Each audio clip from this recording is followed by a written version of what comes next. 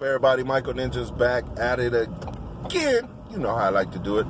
Press record and speak what's on my mind.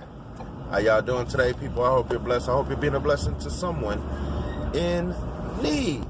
Yeah, I know there's no title to this video. Yeah. Thank you for coming back again.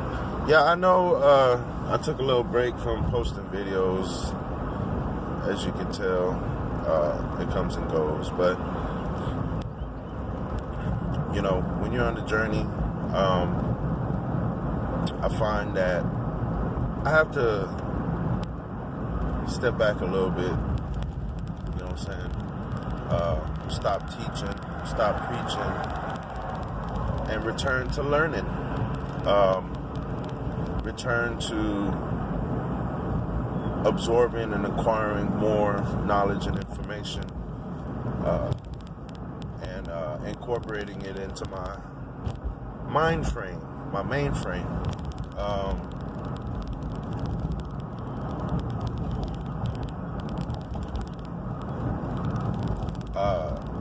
Yes, again, social media is toxic.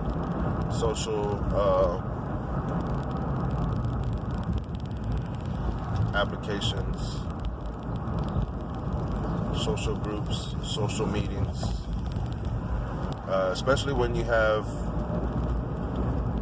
people with all types of views, which is fine. Everybody should have their own type of views. I've never had a problem with anybody who had their own views, points, ideas,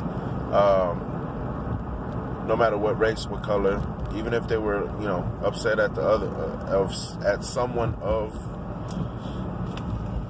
the opposite race, or not even the opposite, but just a different shade of skin tone, a different ethnicity, a different culture, from a different culture, okay? One, we have to respect all cultures, whether you know it or not. You have to respect all cultures.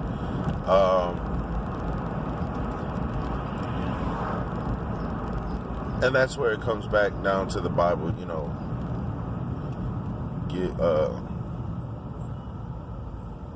Basically treat those the way you want to be treated. To simplify it. Again, there are still people in this world who are trying to throw you off your game. Little simple, subtle things. Road rage is definitely one of them. It's hard to contain your emotions. As long as you're not the aggressor, it's easy to maintain the situation. Unless that other person is truly demonic in their heart, they truly want to do something ill, you know. Let's not lie. There's people that walk around here that premeditatively came to a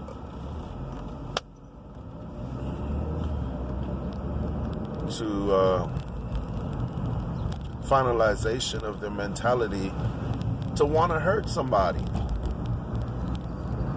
What do I mean? I'm not trying to talk bad about my ex, one of my people I dated, but there was times where, and it would just be, it's crazy because it would just come out of nowhere, or, you know, well, to me it seemed like it came out of nowhere, but to her, something triggered her that made her mad, upset, her emotions, and for some reason she always spoke about wanting to go ride around and find like a prostitute or something and beat them up.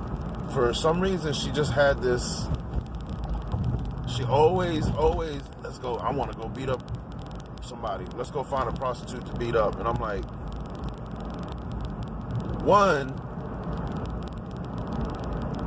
it's San Antonio, so the prostitutes around here, back in that time, would hang around a certain part of Cherry Street, which is by the Alamo Dome, and a certain part of Like, you can find them between cherry, hackberry, and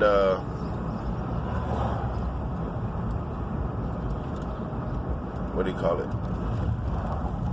Well, anyways, the point being is, back in the day, the prostitutes that would walk around here were men. Okay, so go figure. So that's, cancel that. You know what I'm saying? I only cancel prostitutes. You know what I'm saying? If you're a real man, or if you boost your mentality, and it don't even have to be about money. It don't even have to be about flexing money. Just boost your mentality. You know what I'm saying? Understand what women want, what women need, what women require, and simply just let a woman be a woman. You know, everybody needs a little guidance. I'm not saying guide your woman, but if she needs a little guidance, guide her. But if you need a little guidance, then, you know what I'm saying, don't expect a woman to guide you, the man. Expect a woman to assist you. Again, it's all on how you perceive things. Me, I perceive my woman to assist me, not to submit to me. Okay? I want my woman to be an equal, not lesser, not behind me. Okay? Some women tend to want to lead, and I'm okay with that as long as they understand the role of leading is to protect. And if they're not willing to step ahead and protect, then, you know, what say you? But I'm going to use this as an example, not trying to talk down on, you know, the LGBT community. Not trying to talk down on them, but let's just say you have a couple of the same sex, whether it be guy or girl, girl or guy, you know, whether it be two females, two males, whether it be two binaries. There tends to be a masculine role and a feminine role in every relationship.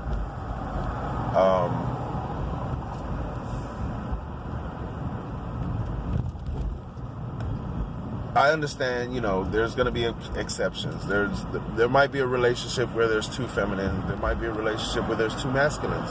How well do those relationships last? I don't know. I guess it's just all in a commitment, wanting to make something work, wanting to achieve something in life with a partner. You know, so there's all different types of avenues you can go down, I guess you could say that. Man, this wasn't even the whole topic of me wanting to do the video. I'm just speaking on it.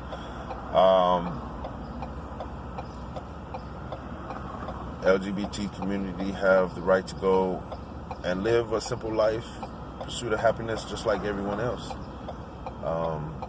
No, they're not allowed to commit crimes like no one else is allowed to commit crimes. But we have people in society who are so desperate that they have to resort to those types of manners. Okay? I've never understood, you know, waking up and thinking like, hey, I need to commit X amount of crimes today.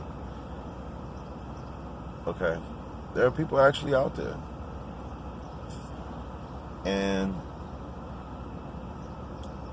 you know, it's really no one else's fault but their own. They choose that lifestyle. They choose to live like that. They choose to be an outlaw or to live in the gutter. You know, when I was growing up, I was considered an outlaw, not because I chose to step outside the law and do, you know, foul and illegal shit, you know, for reputation or for money or for clout, whatever, you know what I'm saying, people would go out and do shit, you know. I know people that would do stuff off of fucking dare. Didn't get nothing but a fucking dare, okay? So be careful with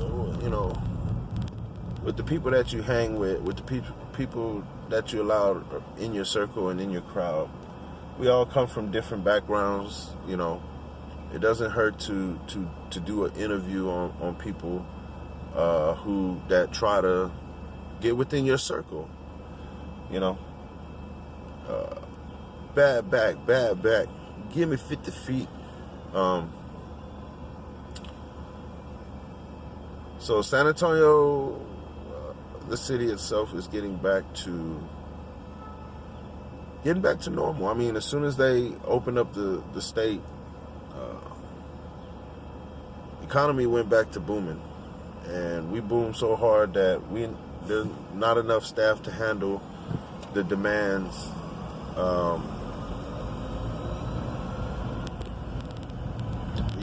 Because there's many people out here now who, I can't speak on their situation, but what it looks like is the people are looking for jobs, can't find jobs, and the jobs that need people, for some reason, can't find the people that are looking for jobs. So hopefully now the right people could be hired for the right positions.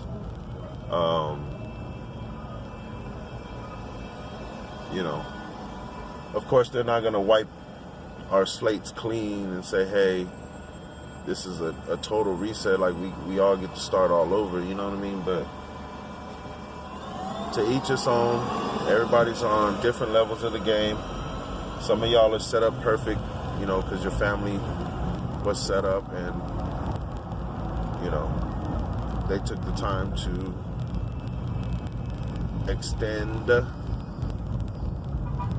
their silver spoon.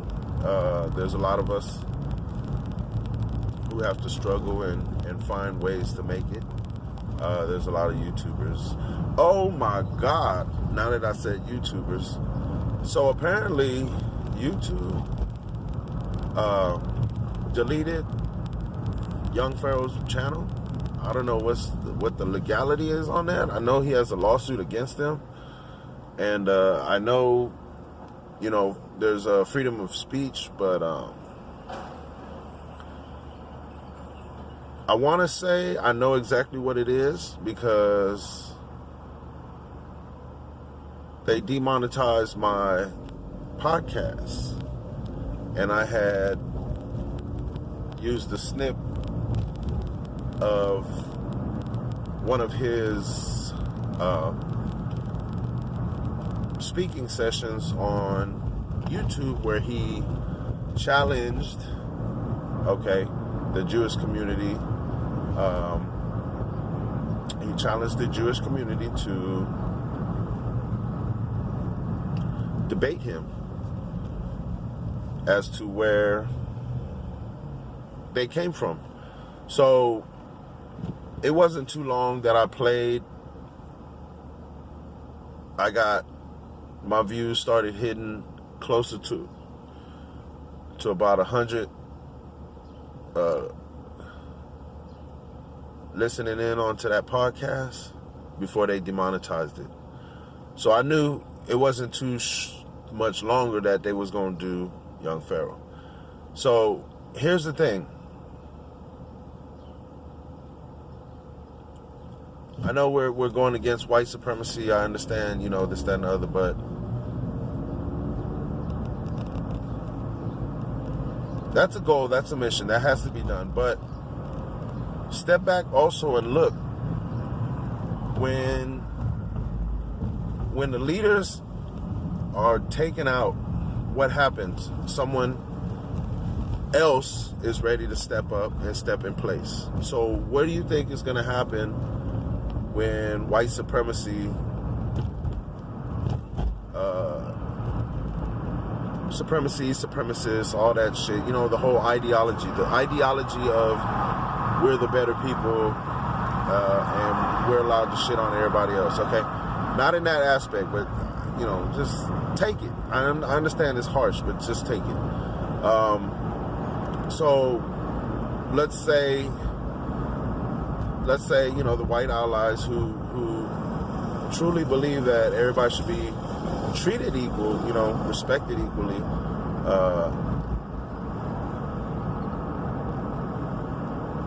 until they're able to convert the minds of racists or supremacists who physically want to inflict pain and death. Okay, remember, there's a passive racist, people who are racist, they have their beliefs, but they just want to live their life, and they're not fucking with anybody, but just stay out of their yard, right? And then you have the racists who, and it's usually when they're young, you know, they like to get drunk, they like to get stoned or high, and they like to go out there and prey on people, okay? If you understand what prey is, they ride around looking for trouble, looking for something sinister to do, you know, whether it be stealing, robbing, breaking and entering, all the way up to even murder, all right? So, and this is for every community. I've seen this in every community. Culture of people, okay? There's always someone who's, and it's usually an idea that they picked up. Someone transferred ideas, energy onto them, and now they feel or think like, hey, I can do this. Here's a good example. There was a movie, and we all know it's a classic, Scarface. How many people watched Scarface one time, walked out of the movie theater, and y'all was some international motherfucking drug dealers, okay? So, visual imprint is powerful, okay? There was a movie called Colors that came out. Talked about the gangs. Colors came out, it's like San Antonio turned into a whole different city. Like, watch Colors, was like, oh, that was a interesting movie. Turn around and everybody in the neighborhood was either a Blood or a Crip. And it took time before they really understood, you know, what it meant to be in a gang and to deal with death and destruction, okay? Because, come on, be for real. You're just dealing with death and destruction. Just like the military. I know people get butthurt when you talk about the military, but it's an industry of death. You're dealing with death and destruction. You might not be doing it all the time, every day or whatnot, but when they tell you to jump, get a rifle in your hand, get out there, protect your man, and that's the thing. They get you right there, protect your man, you know.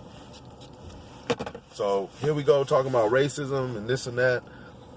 Then we hear all these people talking about how there's no racism in the military, but that's a lie, okay? Let's stop lying. There's racism in the military, okay? Y'all don't want to hear it? Hear it. Y'all gonna hear it. There's a lot of things that happens in the military. They just keep it quiet, you know what I mean? They have their own police system, MPs, you know, the brig. Trust me, they keep their shit a secret. When the military commits a crime in civilian territory, what happens? Police holds them, MP comes, gets them, then whatever happens, happens. Okay? It's pretty much wiped clean in the civilian world, but they got to deal with it on base. That's not all the time, that's not for every case, but hey, to each his own, right?